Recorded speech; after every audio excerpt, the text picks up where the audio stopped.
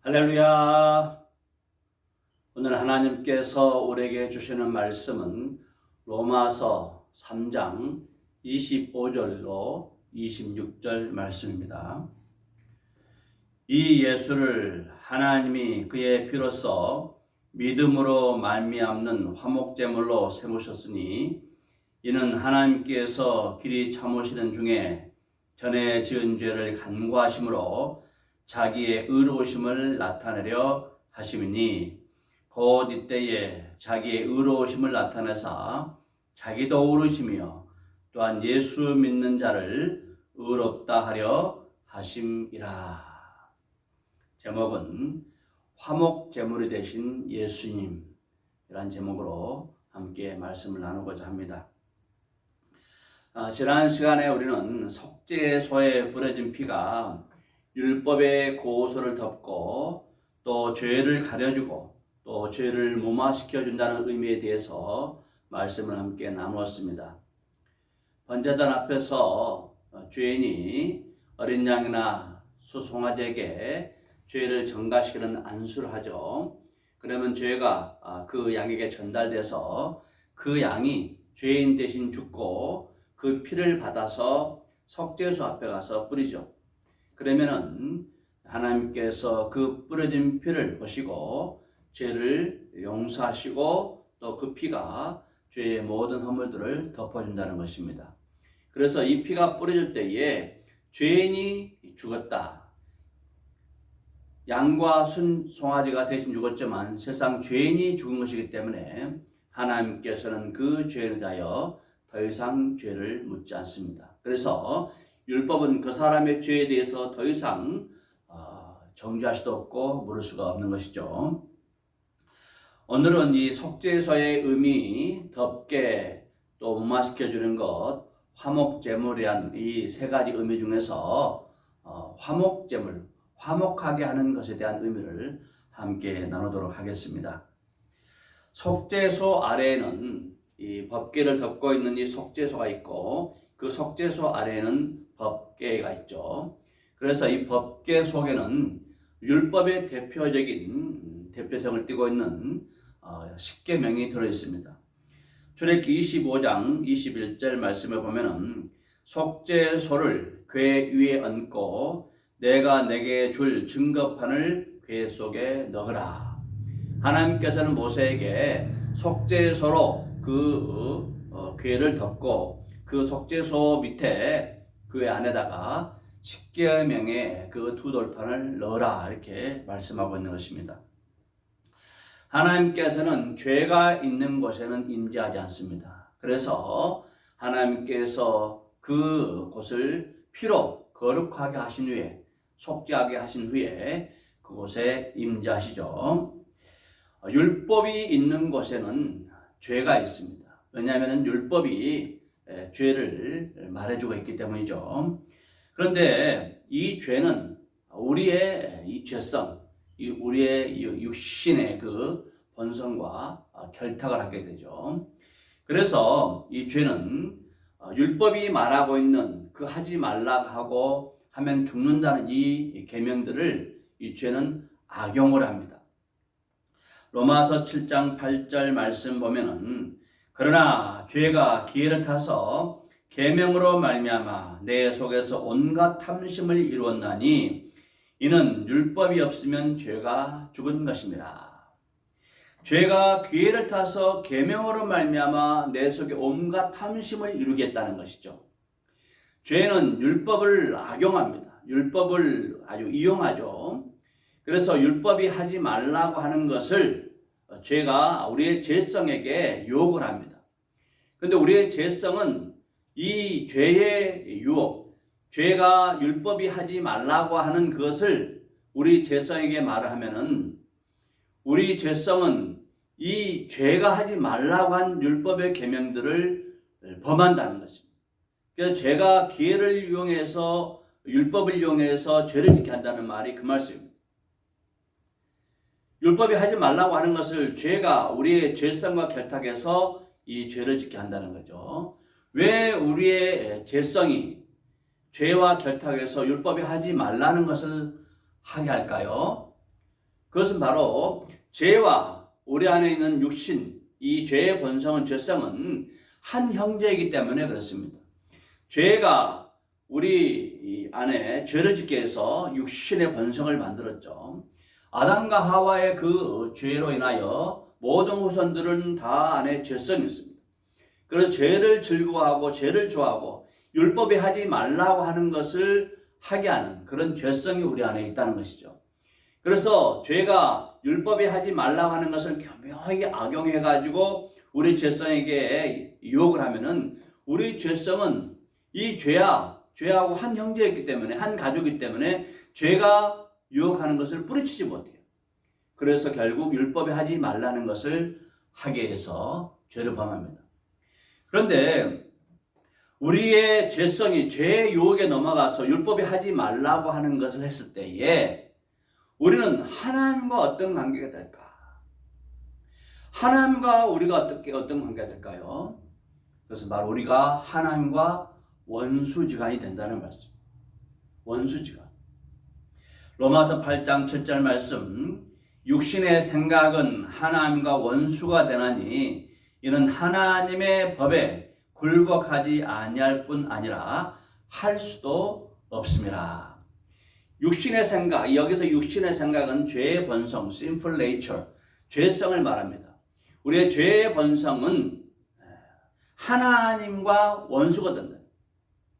우리의 죄성이 가지고 있는 이 생각, 그 생각으로 인한 여러 가지 죄의 행동들은 하나님과 원수가 된다는 말씀입니다. 그래서 하나님의 법에, 이 죄성이 하나님의 법에 순종하지 못하게 할 뿐만 아니라 또 그 하나님의 법을 따르지 못하도록 하는 것이 바로 이 죄성입니다. 그런데 하나님과 이렇게 원수지간이 된 우리를 하나님께서는 화목시키기 위해서 우리 대신 예수 그리스도를 죽게 하심으로 예수 그리스도를 화목제물로 삼으셨다는 말씀입니다. 로마서 3장 25절 말씀. 이 예수를 하나님이 그의 피로써 믿음으로 말미암는 화목제물로 세우셨으니 이는 하나님께서 길이 참으시는 중에 전에 지은 죄를 간구하심으로 자기의 의로우심을 나타내려 하심니. 이 예수를 하나님이 그의 피로써 믿음으로 말미암은 화목제물이 되게 하셨다는 것이죠. 예수 그리스도를 구주로 믿는 사람들은 예수의 그 피를 보시고 하나님과 원수된 관계를 하나로 화목시켜 줬다는 말씀입니다. 이 속죄소라는 단어는 히브리어로 카폴레트라 했죠. 근데 헬라어로는 힐라스테리온이라 이렇게 말합니다. 힐라스테리온. 그 뜻은 덮게, 무마시켜 주는 것, 또 화목하게 하는 것이라는 의미를 가지고 있다 했죠. 그런데 이 사도 바울이 여기 로마서 3장에서 이 힐라스테리온 또 카폴레트 이 말을 사용하게 될 때는 이 말이 그동안 사용했던 덮게나 무마시켜 주는 것에 의미에 중점을 두는 것보다도 화해시켜 주는 것, 즉 화목제물의 의미가 더 크게 사용됐다는 것이죠. 그래서 우리나라 성경이나 킹제임스 버전에서는 이 속죄소의 의미를 화목제물로 이렇게 번역했습니다. 그래서 하나님과 사람 사이의 원수가 됐을 때에 예수 그리스도를 구주로 믿는 사람들은 하나님과 화평하게 됐다는 거죠.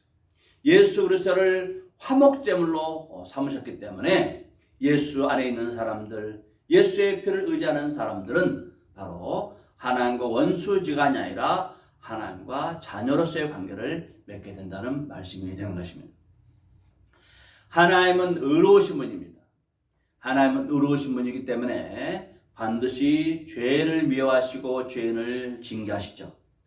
그런데 하나님께서는 죄인을 징벌하지 아니하시고 그 죄를 반드시 그 죄를 짊어진 양이나 순년소에 그 죄를 짊어지게 하셨습니다. 그리고 그 양과 순년소 혹은 수송아지가 대신 죽고 그 피가 속죄소 앞에 뿌려졌을 때 하나님께서는 그를 의롭다 이렇게 인정하시죠. 왜냐하면 그 죄를 짊어진 짐승이 대신 죽었기 때문에, 그가 바로 대신 죽었다는 것이 되기 때문에 하나님께서는 그 피를 보시고 그에게 더 이상 죄를 묻지 않으신다는 말씀입니다. 로마서 3장 26절 말씀, 곧 이때에 자기의 의로우심을 나타내사 자기도 의로우시며 또한 예수 믿는 자를 의롭다려 하심이라. 하나님은 공의로우신 분이십니다. 공의로우신 분이기 때문에 반드시 죄를 심판해야 합니다. 그러나 하나님은 죄를 심판하지 아니고 그 아들을 죄 있는 사람의 모습으로, 죄 없으신 예수님을 죄 있는 사람의 모습으로 보내셔서 그를 믿는 사람들을 의롭게, 예수 믿는 사람들을 의롭다 이렇게 인정하신다는 말씀이 됩니다. 로마서 8장 3절 말씀에도 보면은 율법이 육신으로 말미암아 연약하여 할 수 없는 것을 하나님은 하시나니 그 죄로 말미암아 자기 아들을 죄 있는 육신의 모양으로 보내어 육신의 죄를 정하사. 율법이 육신으로 말미암아 연약하여 할 수 없는 그것을, 우리의 육신, 이 죄의 본성은 율법이 요구하는 것을 다 지킬 수가 없습니다. 이 죄성은 죄의 유혹을 받아서 율법이 하지 말라고 하는 것, 율법이 요구하는 것을 오히려 거역한다는 거죠. 그래서 우리의 육신으로는, 우리의 죄의 본성 가지고는 하나님의 의를 이룰 수가 없어요. 모든 사람이 죄를 범하여 하나님의 의를 이룰 수가 없는 것입니다. 그리고 결국 사망에 이르게 되고 결국 심판에 이르게 된다는 말씀이죠. 그런데 우리는 할 수 없고 우리의 죄성을 할 수 없지만 하나님만 하셨어요. 어떻게 해요? 그 아들 예수를 죄 있는 사람의 모습으로 오게 하셔서 예수를 우리 대신 정하사 정죄받게 하셨다는 것입니다. 예수를 대신 십자가 못 박혀 죽게 하시고 그 피를 하늘 지성소에 뿌리게 하신 것입니다. 그래서 그 예수 그리스도를 믿는 사람들은 그의 양심까지 정결하게 하고 하나님께서 죄 없다, 그리고 하나님과 원수된 것을 화목하게 하는 화목제물로 삼으신 줄로 믿습니다. 중국말에서 이 의롭다, 의라는 이 단어가 어떻게 생겨났는지를 알면은 우리가 의에 대해서 좀 더 쉽게 이해할 수가 있을 것입니다. 이 의라는 단어를 자세히 중국말로 된 단어를 보면은 의의 위쪽은 양을 뜻하는 그 양자가 있습니다. 그리고 이 의의 아래쪽 부분은 나를 뜻하는 나자가 들어있죠. 그래서 위에 양이 있고 아래는 나가 있습니다. 나 위에 양이 있습니다. 이것이 무엇을 의미합니까? 나 위에 양이 있어야지 그 사람이 의롭다는 것입니다. 내가 양의 옷을 입고 양으로 말미암아 덮여져 있어야만이 내가 의롭게 된다는 말씀입니다. 이 말씀 바로 어린 양 되신 예수님께서 나를 위하여 대신 십자가 못 박혀 죽으시고 그의 피로 나를 덮어졌을 때에, 예수로 내가 옷을 입혀졌을 때에, 예수의 의로 내가 옷을 입었을 때에 그 사람이 바로 의롭게 되고 하나님께서 의인이라 이렇게 정하신다는 말씀이 되는 것입니다. 그렇기 때문에 예수님께서 유월절 어린 양으로 오셔서 십자가 못 박혀 죽으시고 피 흘리시고 그의 모든 그 몸을 찢어주심으로 그를 믿는 우리를 의롭다 하신 이유가 바로 여기에 있는 것입니다. 우리에게 나의 모든 죄를 덮어주시고 나의 허물을 가려주시고 나의 죄를 모두 사함받게 하시기 위해서 예수의 옷을 입고 예수의 그 의를 입게 하시기 위해서 우리 주님께서 십자가 못 박혀 죽으신 줄로 믿습니다.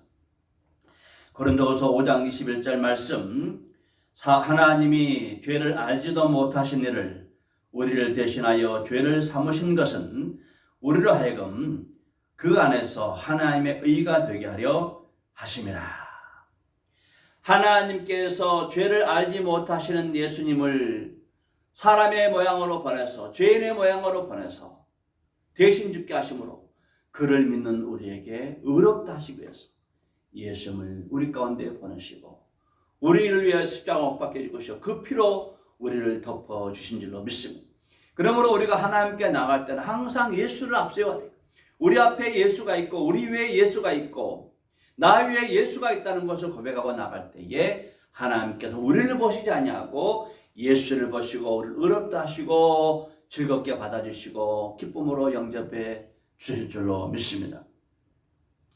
어릴 때 아이들이나 또 저도 보면은 손과 발에 사마귀가 자주 나요. 사마귀. 참 걷기도 불편하고 또 손이나 또 어떤 사람들은 얼굴에도 나는 경우가 있어요. 참 보기도 민망하고 그러죠. 오늘 같은 때는 우술이 발달돼서 좀 이렇게 안 좋은 부분들은 고치기도 하지 않습니까? 저도 지난번에 여기가 뭐가 이렇게 검버섯 비슷하게 아주 깊게 있어서 그건 또 파서 도려내야 된다 그래서 이것을 제거하는 그런 수술을 받았는데, 이렇게 우리의 몸에 좋지 않은 부분들 또 불편한 부분들 또 보기에 흉한 그런 부분들이 있으면 감추고 가리고 또 잘 좋게 보이게 하는 것이 우리의 마음이고 또 그렇게 하도록 또 우술이 발달되어 있죠. 그런데 17세기 영국의 수호자라고 알려져 있던 올리버 클로멜이라는 사람인데, 이 사람 영국의 총사령관이에요. 근데 그 사람의 얼굴에 큰 사마귀가 2개가 있었던 거예요. 그 당시 좀 중요한 지도자 위치에 있는 사람들은 얼굴에 이렇게 사마귀가 있거나 좀 좋지 못한 흉터가 있거나 좀 얼굴이 좀 보기에 좀 좋지 않은 그런 부분들은 화가로 하여금 이 초상화를 그릴 때 그런 부분들은 그리지 말라, 또 예쁘게 해달라 이렇게 요청을 하는 그런 시대였습니다. 그런데 이 올리버 크로멜이라는 사람은 화가에게 이렇게 이야기합니다. 당신이 만약에 내 얼굴에 있는 이 사마귀를 그리지 않고 좀 보기 좋게 그린다고 했을 때에 나는 당신에게 그 그림의 값을 지불하지 않겠습니다. 이렇게 이야기합니다. 보통 사람들은 가리고 싶은 그 얼굴에 있는 사마귀를 올리버 크로멜은 오히려 그려달라고 한 것입니다. 왜 이 올리버 크로멜이 화가에게 그런 부탁을 했을까요? 감추고 싶고 또 숨기고 싶은 그런 부분들을 왜 일부러 노출시키고 그려달라고 부탁을 했을까요? 그것은 그 얼굴에 있는 그 사마귀조차도 자기의 한 일부라고 생각했기 때문입니다. 자기 한 일부라는 것이죠. 그렇기 때문에 숨기지 말라는 것이죠. 우리는 허물과 약점과 또 단점들이 있으면 그것을 들춰내는 것보다도 오히려 감추고 싶어하고 또 무마시켜주고 또 잘 드러내지 않으려고 하죠. 그러나 하나님은 우리의 약점과 우리의 허물과 우리의 단점들 그 모든 것을 다 사랑하세요. 그 모든 걸 다 사랑하세요. 우리가 부끄럽게 여기는 것들, 우리가 감추고 싶은 것들, 우리가 정말 자랑하지 못하는 그런 모든 것까지도 하나님은 우리를 그것을 더 귀하게 여긴다는 것입니다. 그렇다면 왜 하나님은 우리가 감추고 싶은 것까지도 다 사랑하고 아끼고 또 귀하게 여기실까요?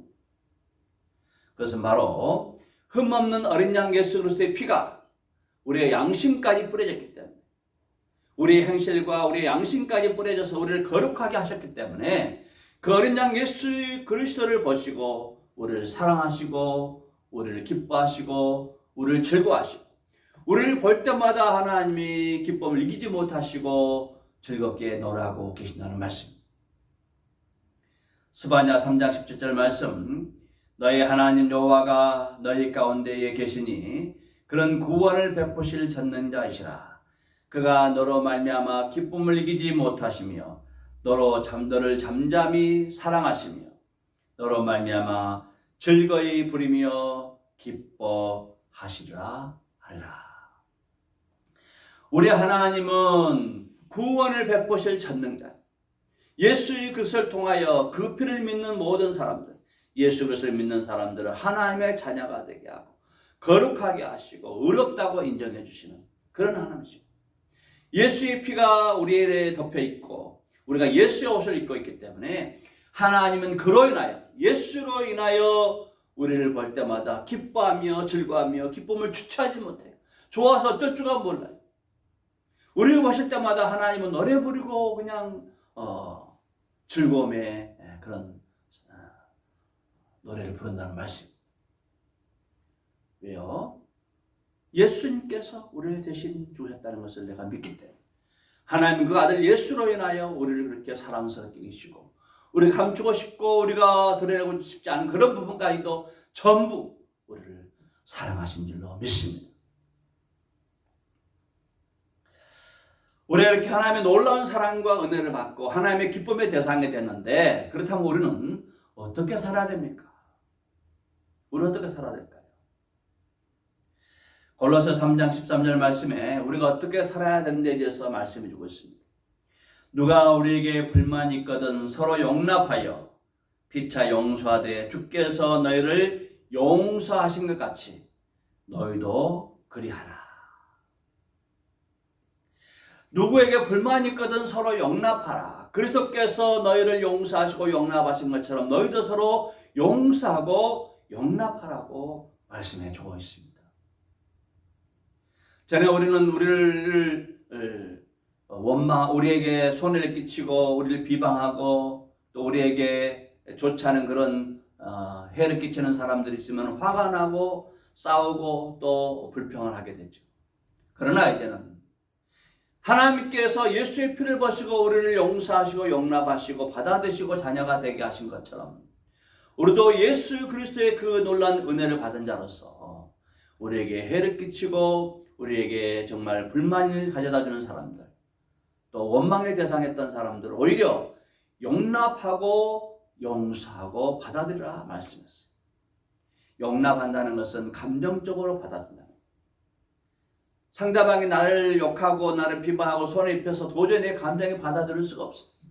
근데 예수님께서 나를 받아주고 하나님께서 나를 받아주셨기 때문에 나도 그 사람을 받아들일 수 없지만 하나님의 사랑을 받은 자로서 용서하고 용납하라는 말씀입니다. 이것이 우리 하나님께서 우리를 거룩하게 하시고 우리를 하여금 예수 그리스도를 믿게 하시고 하나님의 자녀가 되게 하신 이유가 되는 것입니다. 예수님께서 죄 없는 모양으로 오셔서 죄 있는 사람을 위하여 대신 정죄받으시고 죽으시고 피 흘려 죽으시고 하나님과 원수됐던 관계를 화목하게 하는 화목제물이 되신 이유가 바로 여기에 있는 것입니다. 하나님의 사랑을 받고 하나님의 은혜를 받은 우리가 이제는 예수의 그 사랑과 은혜를 가지고 불만이 있고 정말 원수 같은 사람들, 미움을 가져다 주는 사람들, 그런 사람들 용납하고 용서하며 그래서 사랑을 품고 그들을 축복하며 살라는 말씀입니다. 이 말씀 모두 기억하시면서 우리를 위하여 정말 화목제물이 되어신 예수 그리스도 그 놀라운 은혜를 우리가 다른 사람에게도 나누고 화목제물에 되는 삶을 살아서 하나님의 놀라운 은혜와 또 더 하나님의 기쁨의 대상, 더 하나님의 사랑의 대상, 좋아서 어쩔 줄 모르는 그 하나님의 사랑을 받게 되는 저와 여러분의 삶이 되기를 우리 구주 예수 그리스도의 이름으로 간절히 축원을 드립니다.